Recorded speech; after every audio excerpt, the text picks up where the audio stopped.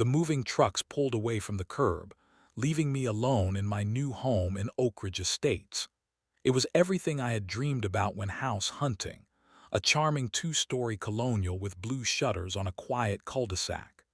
The neighborhood itself looked like something from a real estate magazine. Every lawn was perfectly manicured, hedges trimmed with mathematical precision, and not a single children's toy was visible in any yard. I stood on my front porch, taking in the rows of nearly identical houses with their pristine exteriors. My first visitor arrived before I had even finished unpacking my kitchen. A woman with a warm smile and a plate of chocolate chip cookies introduced herself as Diane from 3 doors down. "Welcome to Oak Ridge," she said, her eyes crinkling at the corners. "We are so happy to have new blood in the neighborhood." There was something in her tone that caught my attention, a hint of caution beneath the welcome. Diane glanced over her shoulder before stepping closer. "I should probably tell you about the HOA before you find out the hard way. Our president, Karen Winters, takes the rules very seriously." She emphasized the word very with widened eyes. "Just make sure you read the covenant line by line. It is 86 pages long, but trust me, it is worth knowing every detail." Over the next few days, more neighbors stopped by. Each greeting came with the same warning, delivered in hushed tones. "Watch out for Karen. Do not cross Karen. Make sure your garbage cans are exactly 6 inches from the curb or Karen will write you up." The stories piled up like the moving boxes in my garage. I was arranging flowers in my front yard when I first saw her. Karen Winters walked with purpose, her heels clicking against the sidewalk and her blonde bob swinging with each determined step. A clipboard was clasped against her chest, and pearls gleamed at her throat. She stopped at my neighbor's house, made a note, then placed a small piece of paper in their mailbox before continuing her patrol. "You must be our newest resident," she called out, changing direction to approach my driveway. Her smile did not reach her eyes as she gave my property a sweeping assessment. "I am Karen Winters, president of the Oak Ridge Homeowners Association. We maintain very high standards here." I stood to greet her, brushing soil from my gardening gloves. "I am Samantha Mitchell, just moved in last weekend." Karen's gaze drifted to my flower bed. "Those are lovely roses, but I notice you have chosen red. According to Section 14, Paragraph 3 of our bylaws, front garden flowers must be in the approved color palette." She flipped through her clipboard to reveal a color chart. "Pink, white, or yellow only. Red is too aggressive for our community aesthetic." I blinked in disbelief. "The flowers are aggressive." "Rules are rules, Samantha. I will let it slide this time since you are new, but I will need to see those replaced within 7 days." She produced a small notepad and scribbled something before tearing off the paper and handing it to me. "Consider this a friendly reminder rather than an official warning." As she walked away, I noticed several neighbors watching from behind curtains and blinds. One man watering his approved yellow flowers gave me a sympathetic shrug. I looked down at the note in my hand. "Violation, unapproved flower color, correction needed by Friday." It seemed absurd, but I was new here. Perhaps this was normal for high-end subdivisions. That evening I called my dad as I unpacked more boxes. "The house is perfect," I told him, deliberately not mentioning Karen or the HOA's color restrictions. My father had taught me to fight my own battles, and this seemed too trivial to bring up. Besides, changing some flowers was easy enough. I did mention that I had organized my home office with the framed photo of us at his department ceremony last year. The one where he stood behind the podium with the Department of Motor Vehicles seal clearly visible behind him. Neither of us had any idea how important that connection would soon become. 2 weeks after settling into my new home, I had fallen into a comfortable routine. Each morning I commuted to my job at the architectural firm downtown, returning home each evening to continue turning my house into a home. I had replaced the offending red roses with approved white ones, carefully followed the trash bin placement guidelines, and even attended my first neighborhood social to meet more residents. Everything seemed to be going smoothly. Until that Thursday evening. I pulled into my driveway after a long day at work, exhausted and looking forward to a quiet dinner. As I approached my front door, I saw it immediately. A bright orange notice had been taped prominently to the door, impossible to miss. My heart sank. What rule had I broken now? I snatched the paper from the door and read the bold text at the top. Violation notice. Unauthorized fake LI. Sense plates. Below was a demand for a $500 fine, payable to the HOA within 10 days.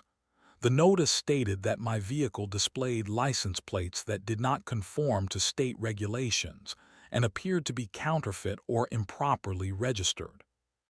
I stood frozen in confusion. My car had perfectly legitimate plates. I had registered the vehicle myself when I moved to this state just last month. Every document was in order, every fee paid, every procedure followed correctly. There had to be some mistake.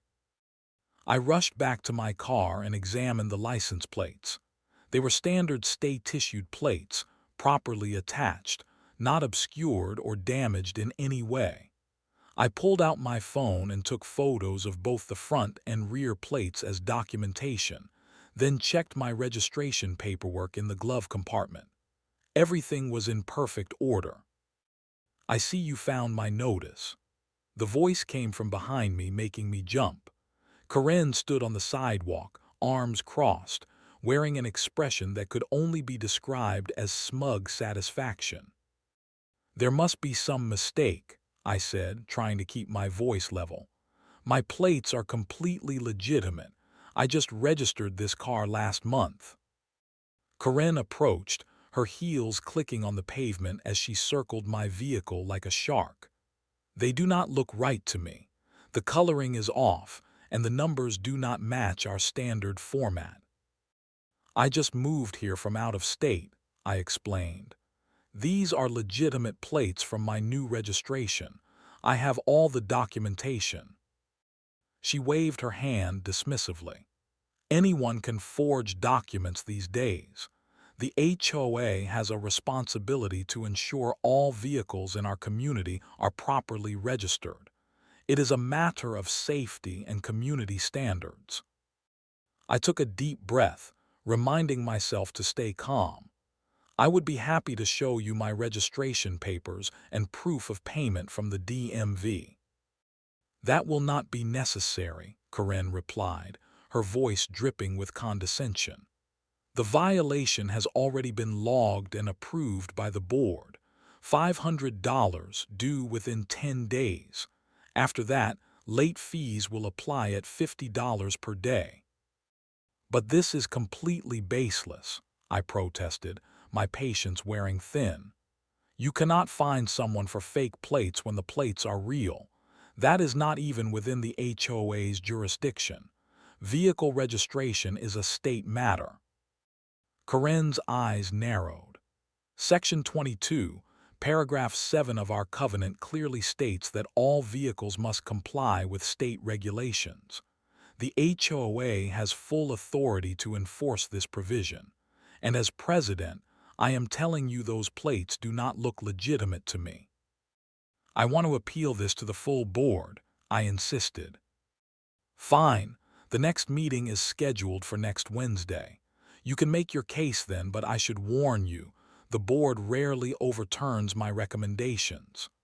With that, she turned and walked away, clipboard clutched to her chest like a shield.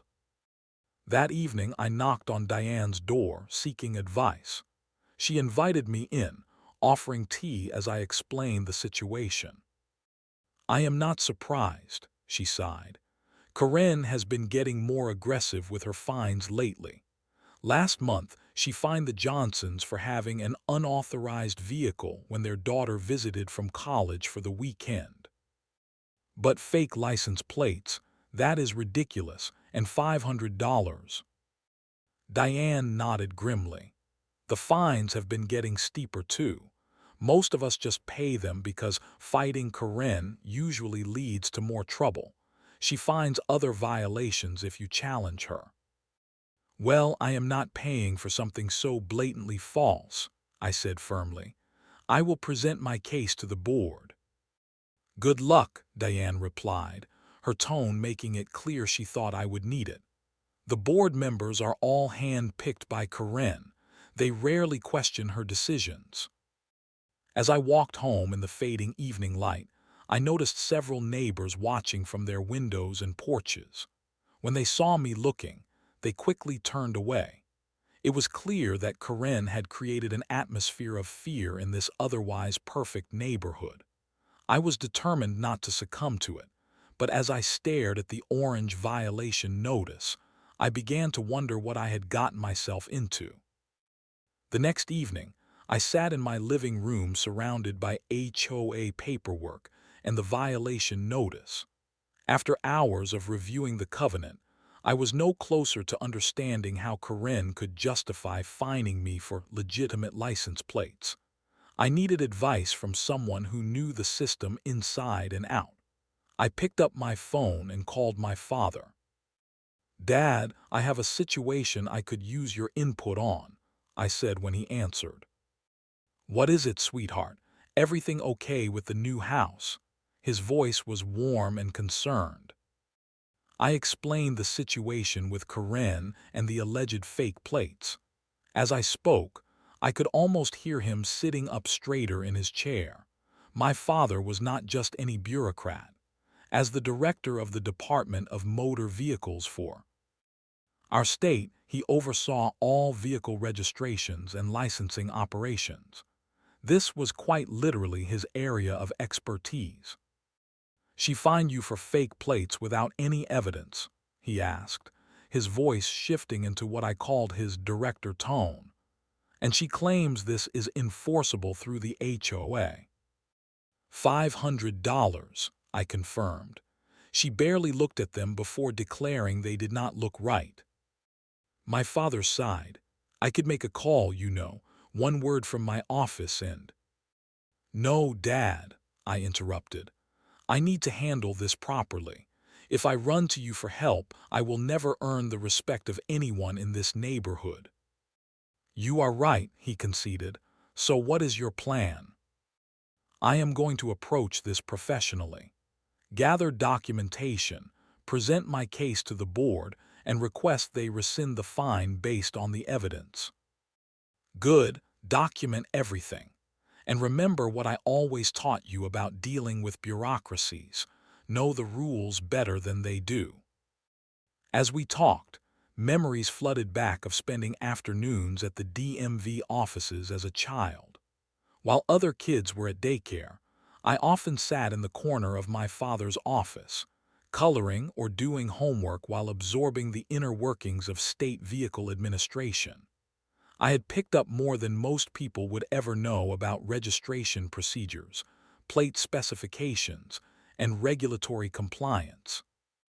After hanging up, I pulled out my registration documents and laid them on the coffee table. Then I retrieved my welcome package from the HOA and began to cross-reference their bylaws with state regulations. After several hours of careful study, I found what I was looking for: an inconsistency in how Karen was interpreting and applying the rules. The HOA covenant did indeed state that all vehicles must comply with state regulations, but it specified that enforcement was limited to visible compliance issues, like expired tags or missing plates. There was nothing granting the HOA authority to determine the authenticity of state-issued plates. That was strictly under state jurisdiction, my father's jurisdiction. The next day, I began talking with more neighbors, carefully asking about their experiences with HOA violations. The pattern was disturbing. James on the corner had been fined for an unauthorized structure that turned out to be a state-approved accessibility ramp for his elderly mother. The Patels 2 streets over had received a violation for excessive occupancy when their relatives visited for a cultural holiday. Each story revealed how Karen weaponized the rules against residents she seemed to dislike. By Sunday afternoon, I had compiled a folder full of evidence: photos of my legitimate plates, copies of registration documents, the relevant sections of state vehicle code, the HOA bylaws highlighting the limits of their enforcement power, and testimonials from neighbors who had experienced similar baseless accusations. As I organized my findings, I glanced at the framed photo on my desk: my father and me at the DMV headquarters, his arm around my shoulder as he received an award for public service excellence. The state seal prominently displayed behind us seemed to wink at me, a reminder of the resource I had in my corner. But I remained determined to fight this battle on my own merits first. This was not just about my fine anymore. It was about standing up to a bully who had terrorized an entire community. Wednesday evening arrived, and I prepared for my first HOA meeting with meticulous care. I chose a professional outfit: a navy blue blazer over a crisp white blouse and tailored pants, the same attire I would wear to present to clients at my architectural firm. My documentation was organized in a leather portfolio, each section tabbed and highlighted for easy reference during my presentation. I needed to project confidence and competence. The community center was already half full when I arrived 15 minutes early. Rows of folding chairs faced a long table at the front of the room where board members would sit. I recognized several of my neighbors, who offered sympathetic smiles or nervous nods as I took a seat in the second row. "First time," whispered an older gentleman who sat down beside me. "Is it that obvious?" I asked. He chuckled softly. "You brought evidence. Most people give up before they even try to fight her."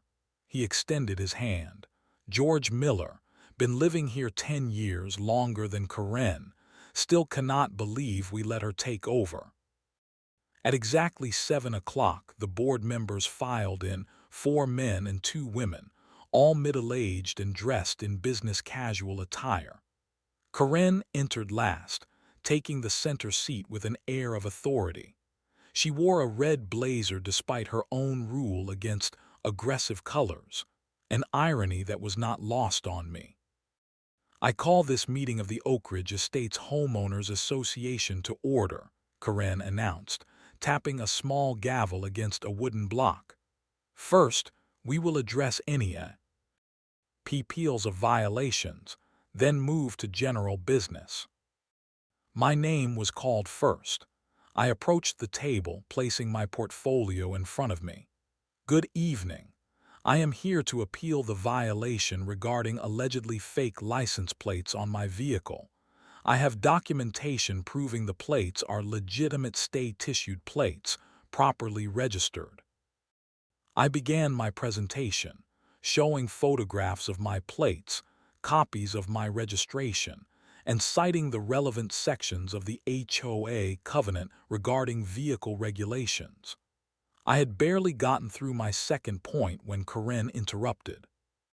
"Ms. Mitchell, while this presentation is very thorough, I can assure you that I personally inspected your vehicle's plates, and they do not conform to standard state specifications.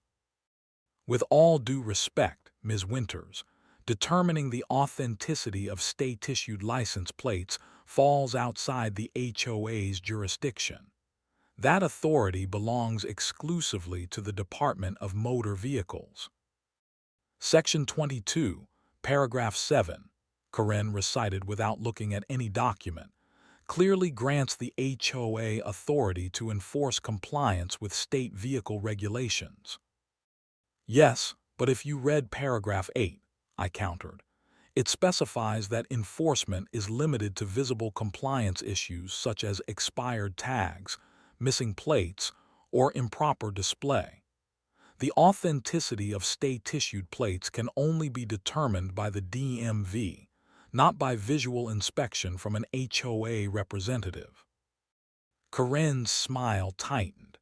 The board is well aware of our covenant, Ms. Mitchell. We do not need you to interpret it for us. One of the male board members leaned forward, looking genuinely interested. Perhaps we should examine the documentation Ms. Mitchell has provided, if the plates are indeed legitimate. Tom, Corinne cut him off sharply, we have a full agenda tonight. Ms. Mitchell can submit her documentation for review, but I have already confirmed these plates do not match our state standard format. From the back of the room, a voice spoke up. I would like to see her evidence. It was Diane, my neighbor. If she has proof, we should consider it. Corinne's head snapped toward Diane. This is not an open forum, Diane. Residents may speak during the designated comment period at the end of the meeting. Her tone left no room for further discussion. I tried once more. I have confirmation directly from the DMV that my plates are authentic and properly registered. Would you like to see the documentation? That will not be necessary, Corinne replied dismissively. Board members, shall we vote on this appeal? The vote was quick and predictable, 5-1 against my appeal, with only Tom abstaining rather than voting in my favor. Corinne barely contained her satisfied smile as she announced, the violation stands. $500 due by next Friday with late fees applying thereafter. Next appeal. I gathered my documentation, my cheeks burning with a mixture of anger and embarrassment. As I returned to my seat, I caught sympathetic glances from several neighbors, but none spoke up. The atmosphere of intimidation was palpable. After the meeting, I walked slowly to my car in the darkened parking lot. Before I could reach it, several neighbors approached me, looking nervously over their shoulders. We want you to know we believe you, one woman said quickly. Corinne has been doing this to all of us. Last month she fined me for unauthorized landscaping, an elderly man added. It was a memorial rose bush for my late wife, been there 15 years. One by one, they shared their stories, arbitrary fines, selective enforcement, retribution for questioning her authority. They spoke in hushed tones, glancing toward the community center where Corinne was still inside. Why does no one challenge her? I asked. Those who tried found themselves facing inspection after inspection, George explained. Eventually, Corinne finds something to cite you for. Most people just give up and pay. As I drove home that night, my initial frustration transformed into determination. The HOA meeting had been a charade of due process. Corinne had no intention of considering evidence or applying rules fairly. She ruled through intimidation, and the board was either complicit or too afraid to stand against her. I pulled into my driveway and looked at my perfectly legitimate license plates. Corinne had picked the wrong violation and the wrong resident to bully. If she wanted to play games with DMV regulations, she was about to learn she was completely outmatched. It was time for Plan B.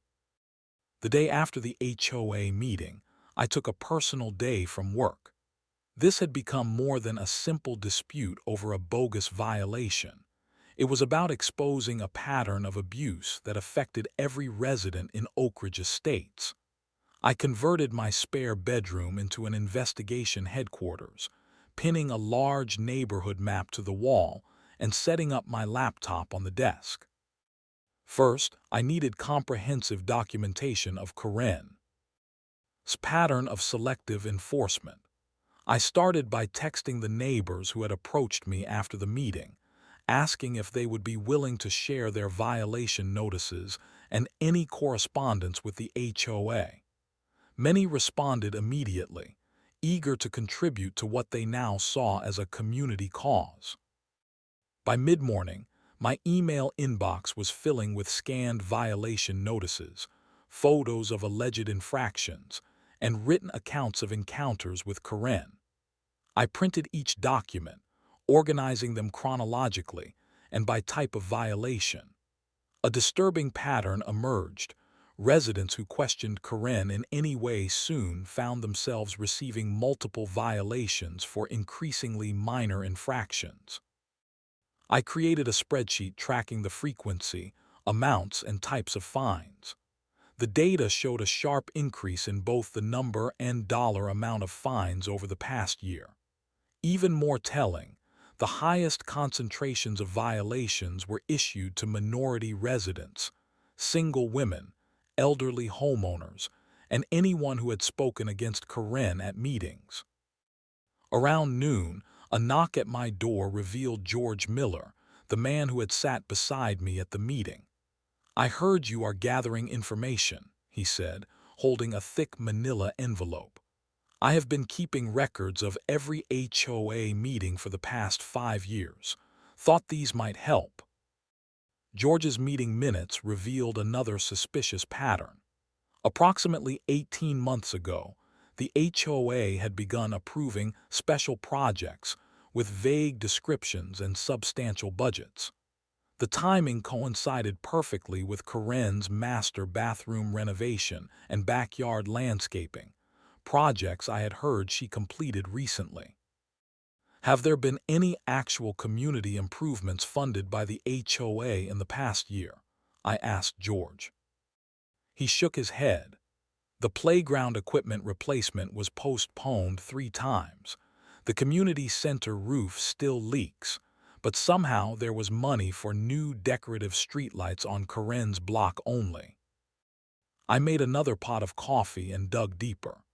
Using the knowledge I had gained growing up around DMV systems, I accessed public property records and HOA financial statements that residents were entitled to, but rarely requested. What I found was shocking. The HOA's reserve fund had decreased by nearly 40% in the past year, despite increasing fee collections through fines. In the afternoon, Diane stopped by with her elderly neighbor, Mrs. Rodriguez, who had been fined 3 times in 2 months for landscape violations that were actually related to her disability-accessible garden modifications. "She even fined me for my medical alert sign," Mrs. Rodriguez explained, showing me the violation notice. "Said it was an unauthorized yard sign. My doctor required it so emergency services would know I have a heart condition." I photographed each piece of evidence, building a digital archive to complement the physical documents spreading across my makeshift investigation room. The wall was now covered with violation notices, financial discrepancies, and a timeline of Karen's reign of terror. That evening I called my father again. "Dad, remember that HOA issue I mentioned? It is much worse than I thought." I explained what I had discovered, the pattern of discrimination, the financial irregularities, the possible misappropriation of funds. My father listened silently, and I could picture him taking notes in his methodical way. "This goes beyond DMV jurisdiction," he said finally. "But what she did to you with the license plates, that is something I can help with. She is essentially impersonating DMV authority by declaring state-issued plates fake. That is actually against the law. I need your advice on building this case, but I want to handle the confrontation myself," I told him. "You will need irrefutable documentation," he advised. "Gather statements, get specifics about the financial discrepancies, and document the pattern of selective enforcement. And for the license plate issue specifically, I can provide an official letter confirming your registration status." The next day was Saturday, and I invited several neighbors to my home for what I called a community concerns discussion. 15 people showed up, each with their own stories and evidence of Corinne's abuses. Together, we compiled a comprehensive dossier documenting 3 years of HOA misconduct under Corinne's leadership. Diane, who worked as a paralegal, helped organize the evidence into clear categories: financial improprieties, selective rule enforcement, violations of state laws, and breaches of the HOA's own covenant. Tom, the board member who had shown interest in my case, secretly provided internal emails showing Corinne had pressured board members to approve her decisions without proper review. "She threatens to find violations at our homes if we question her," he admitted. "Most of us just go along to avoid the hassle." By Sunday evening, the case against Corinne was substantial and damning. The living room wall now displayed the evidence like a prosecutor's case board: photos, documents, financial records, and sworn statements from residents. But the most powerful piece of evidence arrived by courier that afternoon: an official letter on Department of Motor Vehicles letterhead, signed by the director himself, confirming that my vehicle registration and license plates were fully compliant with all state regulations. My father had included a personal note with the letter: "Proud of you for fighting this the right way. If you need reinforcements for the final battle, I am just a phone call away. Love, Dad." As I looked at the compelling case we had built, I knew it was time to confront Corinne and her reign of HOA tyranny. The neighbors and I formulated a plan. We would request an emergency HOA meeting, citing urgent community safety and financial concerns, as required by the covenant for such requests. Corinne would not be able to refuse when presented with the signatures of over 20% of homeowners, a threshold we had easily surpassed.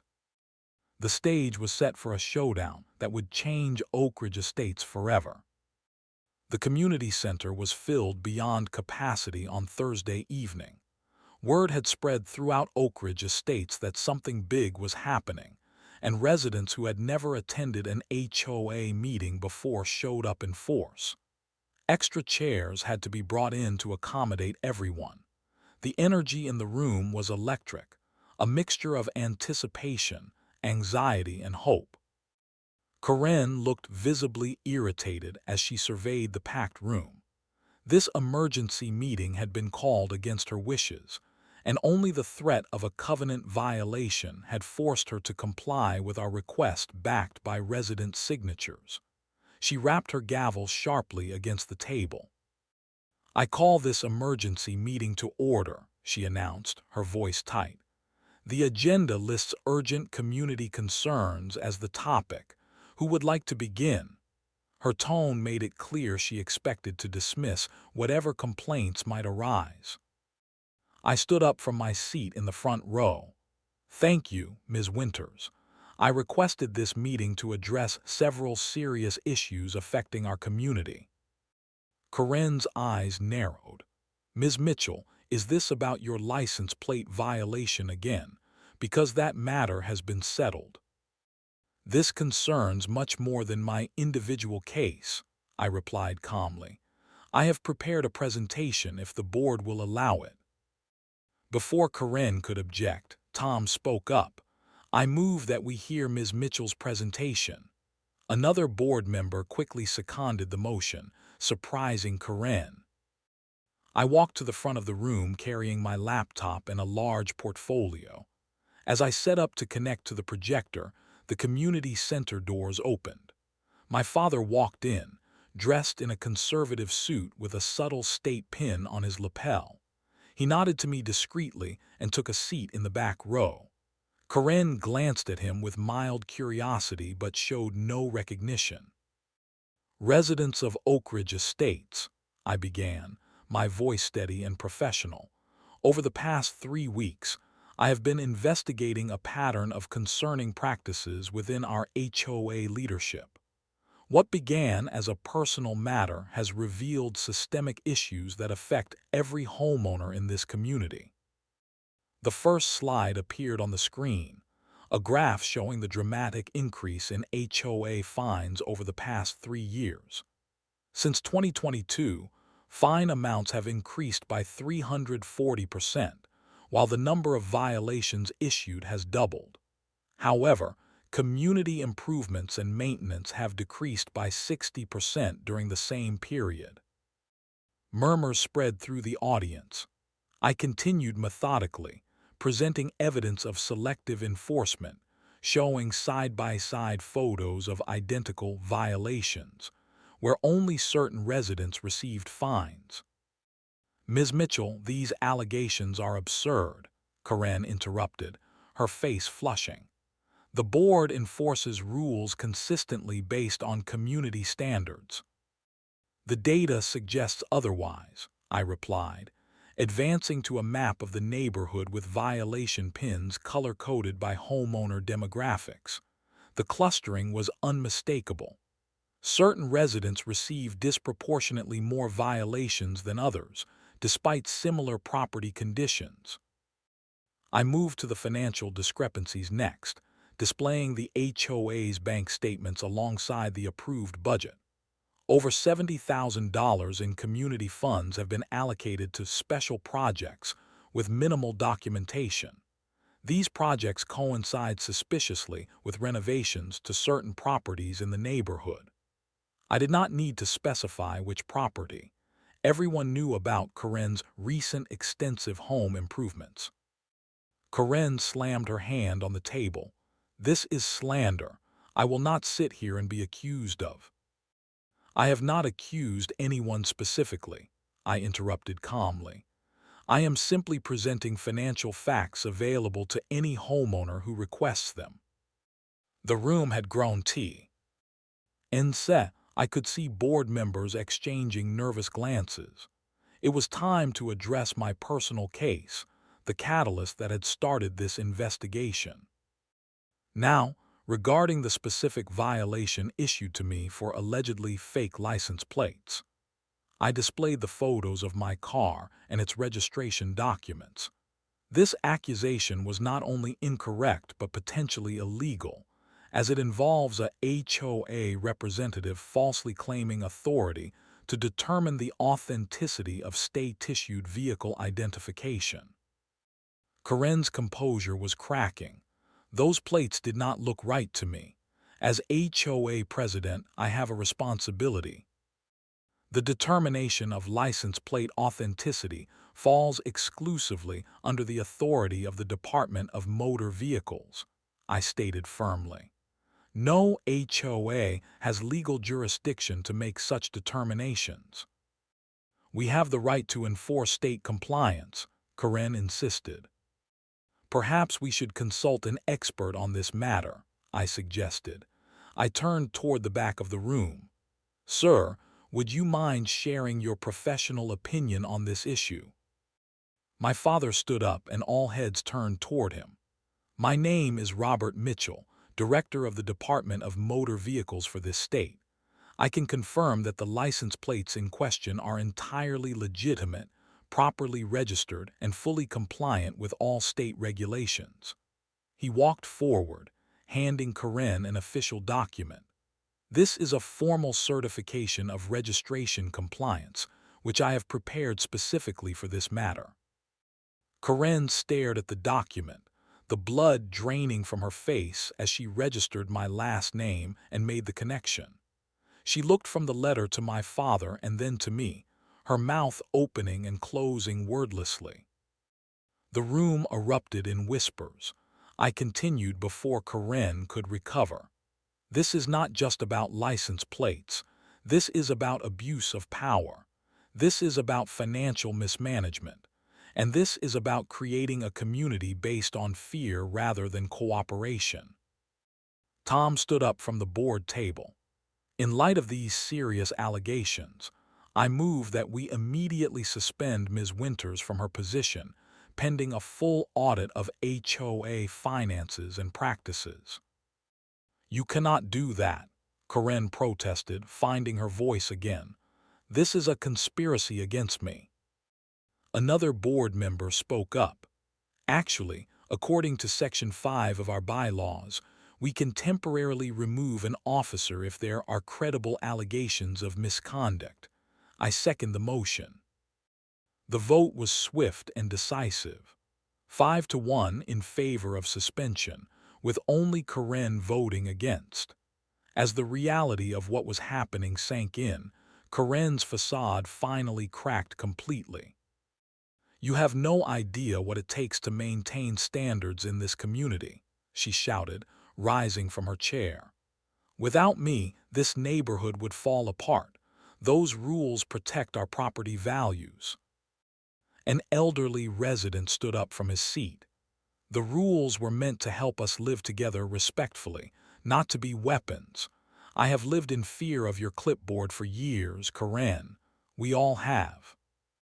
One by one, residents began to stand and share their experiences, the arbitrary fines, the threats, the intimidation. Each story built upon the last, creating an overwhelming case against Karen's leadership. As the testimonials continued, Karen gathered her belongings and stormed toward the exit. At the door, she turned back to the room. "You will regret this. Without proper enforcement, this neighborhood will turn into a slum." After she left, the atmosphere in the room transformed. For the first time since I had moved to Oak Ridge Estates, I saw my neighbors relax and speak freely. The board members looked both relieved and concerned about the work ahead to restore proper governance. My father approached me as the meeting continued with discussions of next steps. "You did not need my help after all," he said quietly, pride evident in his voice. "Your timing was perfect," I replied. "But you are right, this community found its voice tonight. They just needed someone to go first." The weeks following Karen's suspension brought a remarkable transformation to Oak Ridge Estates. With the heavy cloud of fear lifted, neighbors began to emerge from their homes, engage with one another, and rediscover what community truly meant. The audit of HOA finances confirmed our worst suspicions. Karen had been diverting funds from inflated fines into discretionary projects that primarily benefited her own property and those of her few allies. A formal investigation revealed she had collected over $40,000 in unauthorized fines over 3 years, with little documentation or proper approval from the full board. An emergency election was held to fill the vacant president position and replace board members who resigned after admitting they had been intimidated into compliance. The new leadership immediately implemented reforms: a transparent financial system, a fair and documented violation process with reasonable appeal procedures, and a requirement that all rules be reviewed annually to ensure they served the community rather than controlled it. "We would like you to consider joining the board," Tom told me after he was elected as the new president. "Your attention to detail and commitment to fairness are exactly what we need." I appreciated the offer but declined. "I think I can contribute more as a regular resident. Sometimes the most important oversight comes from outside the system." My father attended the first official meeting of the new board, not as the DMV director, but as my dad and a guest of the community. He offered guidance on establishing proper record-keeping protocols and creating a clear separation between rule enforcement and punishment. The neighborhood listened attentively, grateful for professional advice delivered with respect rather than condescension.